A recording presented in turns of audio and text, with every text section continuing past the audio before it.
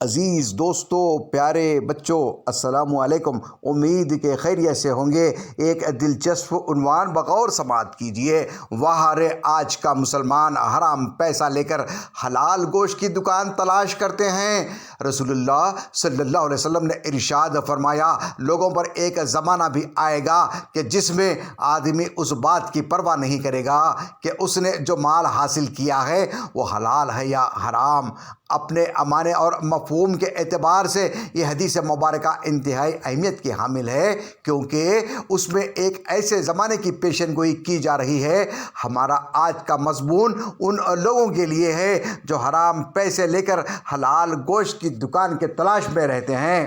موجودہ دور میں ہر کوئی زیادہ سے زیادہ کمانے کی ہوس میں مبتلا ہے۔ جو جتنا جلدی دھوکہ دے کر مال حاصل کر لے وہ دنیا والوں کی نظروں میں اتنا عقل مند کہلاتا ہے۔ اس سے کسی کو کوئی غرض نہیں کہ جو مال وہ حاصل کر رہا ہے وہ حلال ہے یا حرام۔ اسے تو صرف اپنی خواہش کی تکمیل کرنی ہے، اپنے مال میں اضافہ کرنا ہے، اپنی جھوٹی انا کی تسکین کرنی ہے۔ خان صاحب یہ بات یاد رکھیں، زیادہ سے زیادہ مال غریبوں، یتیموں و نادار طلباء کے نام پر جو جمع کیا گیا ہے اس میں اضافہ کی ہوس کبھی ختم نہیں ہوگی۔ نبی پاک صلی اللہ علیہ وسلم کا زمانہ مبارک ایسا تھا کہ اس میں مسلمان انتہائی محتاط انداز میں مال لیا کرتے تھے۔ اگر کسی چیز کے بارے میں شک ہو جاتا کہ یہ ان کے لیے حلال نہیں تو اس سے بچتے اور حلال کے لیے کوشش کیا کرتے تھے۔ ایسی کئی روایات ملتی ہیں کہ آپ صلی اللہ علیہ وسلم نے مشکوک ہونے کی وجہ سے کسی چیز کو تناول نہیں فرمایا۔ آپ صلی اللہ علیہ وسلم نے امت کو بھی یہی تعلیم دی کہ نہ صرف حرام سے بچو بلکہ ان اشیاء سے بھی بچو کہ جن کے بارے میں شک ہو جائے کہ وہ حلال ہے یا حرام۔ افسوس آج کے دور میں کچھ لوگوں کو چھوڑ کر جو کہ آج بھی ایمانداری سے کماتے ہیں اور اپنا گزر بسر کرتے ہیں اور حلال رزق کھاتے ہیں۔ اس کے علاوہ عام مسلمان تو ایک طرف، ہمارے علماء و مشائخ اور کچھ چندے خور مدرسے کے ناظم بھی کھانے کے معاملے میں تمیز نہیں کرتے کہ کھانا حرام ہے یا حلال کا، آمدنی حلال کی ہے یا حرام کی۔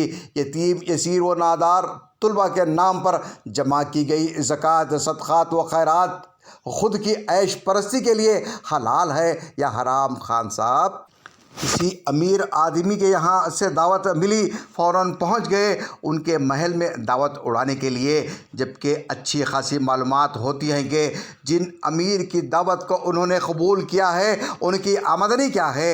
انہیں صرف آپ صلی اللہ علیہ وسلم کی بات یاد رہتی ہے کہ دعوت قبول کرنا نبی پاک صلی اللہ علیہ وسلم کی سنت ہے، لیکن نبی پاک صلی اللہ علیہ وسلم کا وہ قول یاد نہیں رہتا کہ حرام کی کمائی سے کی گئی دعوت ہو یا خریدی ہوئی کوئی بھی نعمت ہو اسے کھانا حرام ہے۔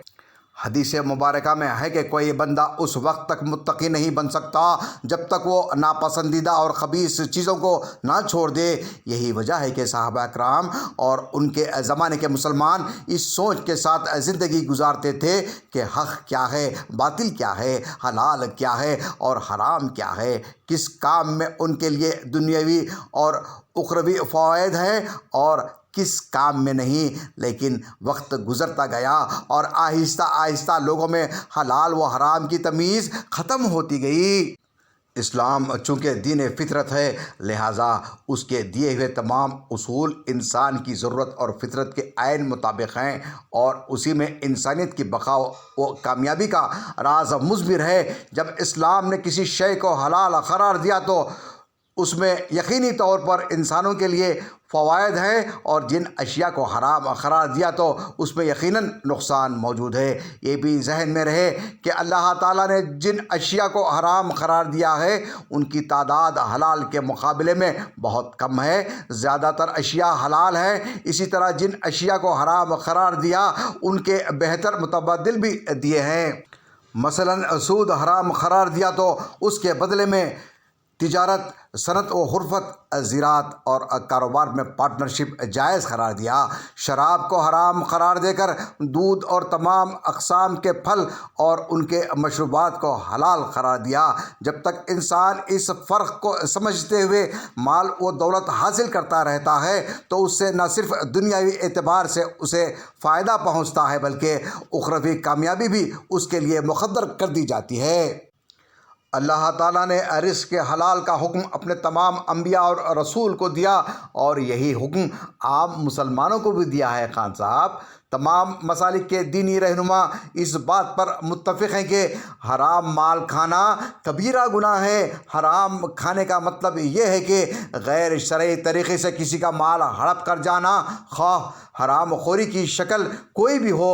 رشوت، سود، جھوٹ، دھوکہ دہی، دغا بازی، ظلم و تشدد، فراڈ کرنا، امانت میں خیانت کرنا، خرید و فروخت میں فریب کاری، جھوٹی گواہی، چوری، پارٹنر کو دھوکہ دینا، مسجد منیر کے ممبر سے زچگی خانے کے نام کا فراڈ وغیرہ سب حرام کمائی میں داخل ہے۔ خان صاحب، اور پھر عبداللطیف خالد ترکی کے آنکھوں کا خواب کے محبوب نگر کے غریب، یتیم، یسیر اور نادار طلباء کی انٹرنیشنل لیول کی تعلیم کے لیے بنایا ہوا فیوچر لیڈر ولیج اسکول اپنی انگریز نما اولاد کے فیوچر کے لیے ہڑپ کر لیا۔ یہ کیسے حلال ہے خان صاحب؟